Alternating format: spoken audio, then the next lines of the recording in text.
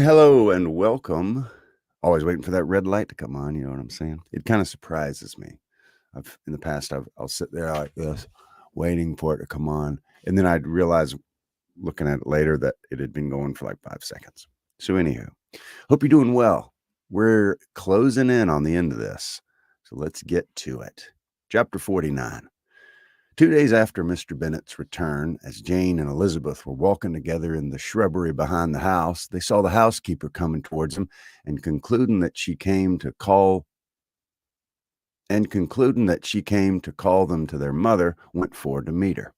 But instead of the expected summons, when they approached her, she said to Miss Bennet, "I beg your pardon, ma'am, for interrupting you, but I was in hopes you might have got some good news from town, so I took the liberty of coming to ask." "What do you mean, Hill? We have heard nothing from town." "Dear madam," cried Mrs. Hill in great astonishment, "don't you know there's an express come for master from Mr. Gardner? He's been there this half hour, and master has had a letter." Away ran the girls, too eager to get in to have time for speech. They ran through the vestibule into the breakfast room, and from thence to the library. Their father was in neither, and they were on the point of seeking him upstairs with their mother when they were met by the butler, who said, "If you're looking for my master, ma'am, he's walking towards the little copse." Upon this information, they instantly passed through the hall once more and ran across the lawn after their father, who was deliberately pursuing his way towards a small wood on one side of the paddock. Jane, who was not so light nor so much in the habit of running as Elizabeth, soon lagged behind, while her sister, panting for breath, came up with them and eagerly cried out, "Oh, Papa, what news? What news? Have you heard from my uncle?"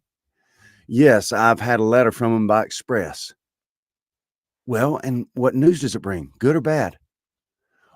"What is there of good to be expected?" said he, taking the letter from his pocket, "but perhaps you'd like to read it." Elizabeth impatiently caught it from his hand. Jane now came up. "Read it aloud," said their father, "for I hardly know myself what it's about." "Gracechurch Street, Monday, August 2nd. My dear brother, at last I'm able to send you some tidings of my niece, and such as, upon the whole, I hope it will give you satisfaction. Soon after you left me on Saturday, I was fortunate enough to find out in what part of London they were. The particulars I reserve till we meet. It's not enough to know they're discovered. It is enough to know they're discovered. I have seen them both." Then it's as I always then it's as I always hoped," cried Jane. "They're married." Elizabeth read on. "I've seen them both. They are not married, nor can I find there was any intention of being so. But if you're willing to perform the engagements which I have ventured to make on your side, I hope it will not be long before they are. All that is required of you is to assure to your daughter by settlement her equal share of the £5,000 secured among your children after the decease of yourself and my sister, and moreover to enter into an engagement of allowing her during your life £100 per annum. These are conditions which, considering everything, I had no hesitation in complying with, as far as I thought myself privileged for you. I shall send this by express, that no time may be lost in bringing me your answer. You will easily comprehend from these particulars that Mr. Wickham's circumstances are not so hopeless as they're generally believed to be. The world has been deceived in that respect, and I'm happy to say there will be some little money, even when all his debts are discharged, to settle on my niece in addition to her own fortune. If, as I conclude will be the case, you send me full powers to act in your name throughout the whole of this business, I'll immediately give directions to Haggerston for preparing a proper settlement. There will not be the smallest occasion for your coming to town again. Therefore, stay quiet at Longbourn and depend on my diligence and care. Send back your answer as fast as you can, and be careful to write explicitly. We've judged it best that my niece should be married from this house, of which I hope you'll approve. She comes to us today. I shall write again as soon as anything more is determined on. Yours, etc., Edward Gardner. Edward Gardner. "Is it possible?" cried Elizabeth when he had finished. "Can it be possible that he'll marry her?" "Wickham is not so undeserving, then, as we thought of him," said her sister. "My dear father, I congratulate you." "And you've answered this letter?" cried Elizabeth. No, but it must be done soon. Most certainly then Most certainly did she then entreaty him to lose no more time before he wrote. "Oh, my dear father," she cried, "come back and write immediately. Consider how important every moment is in such a case. Let me write for you." Oh, excuse me. "Let me write for you," said Jane, "if you dislike the trouble yourself." "I dislike it very much," he replied, "but it must be done." And so saying, he turned back with him and walked toward the house. "And may I ask," said Elizabeth, "but the terms, I suppose, must be complied with." "Complied with? I'm only ashamed of his asking so little. And they must marry, yet he is such a man." "Yes, yes, they must marry. There's nothing else to be done. But there are two things that I want very much to know. One, how much money your uncle has laid down to bring it about, and the other, how am I ever to pay him?" "Money, my uncle!" cried Jane. "What do you mean, sir?" "I mean that no man in his senses would marry Lydia on so slight a temptation as 100 a year during my life and 50 after I'm gone."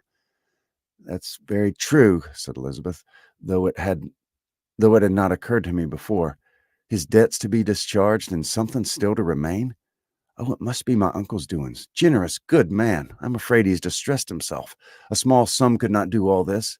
"No," said her father. Wickham's a fool if he takes her with a farthing less than 10,000 pounds.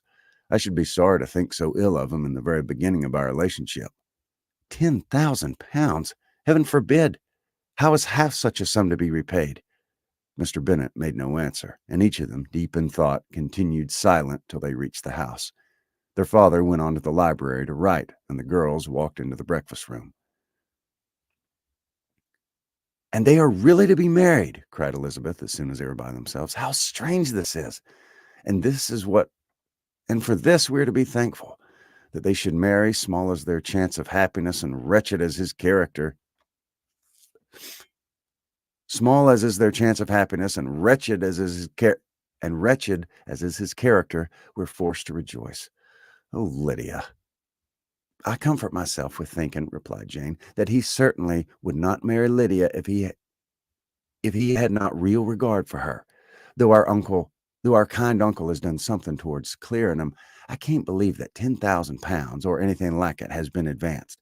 He has children of his own and may have more. How could he spare half 10,000 pounds? "If he were ever to learn what Wickham's debts have been," cried Elizabeth, "and how much is settled on his side on our sister, we shall exactly know what Mr. Gardiner has done for him, because Wickham has not sixpence of his own. The kindness of my uncle and aunt can never be requited. Their taking her home and affording her their personal protection and countenance is such a sacrifice to her advantage as years of gratitude enough cannot acknowledge. By this time she is actually with them. If such goodness does not make her miserable now, she'll never deserve to be happy. What a meeting for her when she first sees my aunt." "We must endeavor to forget all that has passed on either side," said Jane. "I hope and trust they'll be happy. His consenting to marry her is a proof, I believe, that he will come to a right way of thinking. Their mutual affection will steady him, and I flatter myself they will settle so quietly and live so rational a manner as time as may in time make their past imprudent as may impa- as may in time make their past imprudence forgotten." "Their conduct has been such," replied Elizabeth, "as neither you nor I nor anybody can ever forget. It's useless to talk of it." It now occurred to the girls that their mother was in all likelihood perfectly ignorant of what had happened.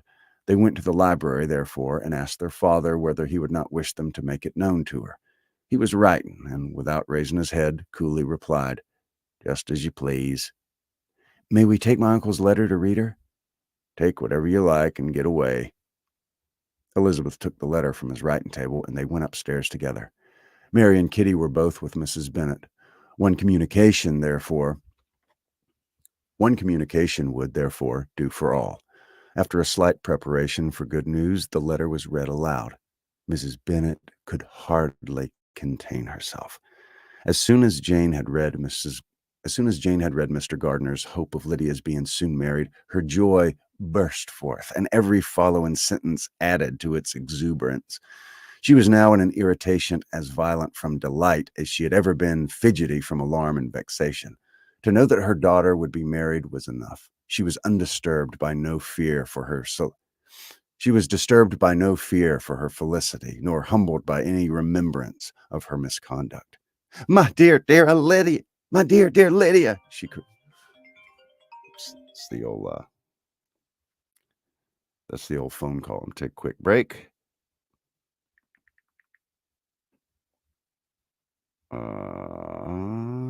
Sorry.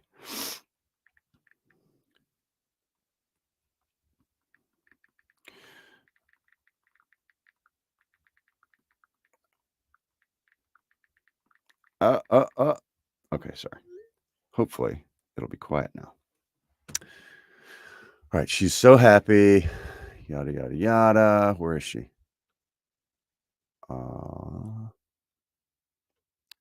Okay. And so Mrs. Bennet, my dear, dear Lydia, she cried, this is delightful indeed. She will be married. I shall see her again. She'll be married at 16. My good, kind brother. I knew how it would be. I knew he would arrange to make it. I knew he would manage everything. How long How I long to see her and to see dear Wickham too. But the wedding clothes, I'll write to my sister Gardner about 'em directly. Lizzie, my dear, run down to your father and ask him how much he will give her. Stay, I'll go myself. Ring the bell, Kitty, for Hill. I'll put on my things in a moment. My dear Lydia, how merry we shall be together when we meet. Her eldest daughter endeavored to give her some relief to the violence of these transports by leading her thoughts to the obligations which Mr. Gardner's behavior laid them all under. For we must attribute this happy conclusion, she added, in a great measure to his kindness. We are persuaded that he has pledged himself to assist Mr. Wickham with money. Well, cried her mother, it's all very right, but it's all very right. Who should do it but her own uncle? If he had not a family of his own, I and my children must have had his money, you know, and it's the first time we've ever had anything from him. Gosh, I thought I had this on silent. People bothered me. Now it's on silent. And it's the first time we ever had anything from him except a few presents. Well, I am so happy. In a short time, I shall have a daughter married, Mrs. Wickham. How well it sounds. And she was only 16 last June. My dear Jane, I am in such a flutter that I'm sure I can't write. So I'll dictate and you write for me. We'll settle you. We'll settle you. We'll settle with your father about the money afterwards, but the thing should be ordered immediately. She was then proceeding to all the particulars of calico, muslin, camp, and cambric, and would shortly have dictated some very plentiful orders, had not Jane, though with some difficulty, persuaded her to wait till her father was at leisure to be consulted. One day's delay, she observed, would be of small importance, and her mother was too happy to be quite so obstinate as usual. Other schemes, too, came into her head. I will go to Meryton, said she, as soon as I'm dressed and tell the good news to my sister Phillips. And as soon as I get back, I'll call on Lady Lucas and Mrs. Long.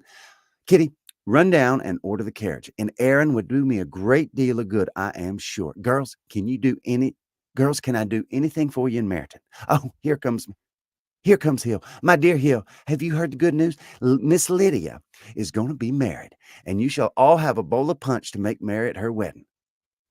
Mrs. Hill began instantly to express her joy. Elizabeth received her congratulations amongst the rest, and then, sick of this folly, took refuge in her own room that she might think with freedom. Poor Lydia's situation must at best be bad enough, but it was no worse. That it was no worse, she had need to be thankful. She felt it so, and though in looking forward, neither rational happiness nor worldly prosperity could be justly expected for her sister. In looking back to what they had feared only 2 hours ago, she felt all the advantages of what they had gained. That's chapter 49. And Drew, hello. Jay, hello to you. Well, I'm in a hurry this evening. I've got some plans, but I wanted to finish that chapter since I hadn't done one today.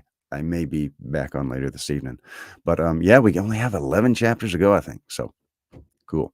If you enjoyed that and you haven't subscribed, I hope you will. And if you haven't listened to any of the other ones, if maybe this is your first time, you ought to check out one of the other 48 chapters, or all of them. And look around on the channel. There's a lot of classic literature that you may enjoy. But anyway, have a good one. We'll see you, Drew. Everybody else.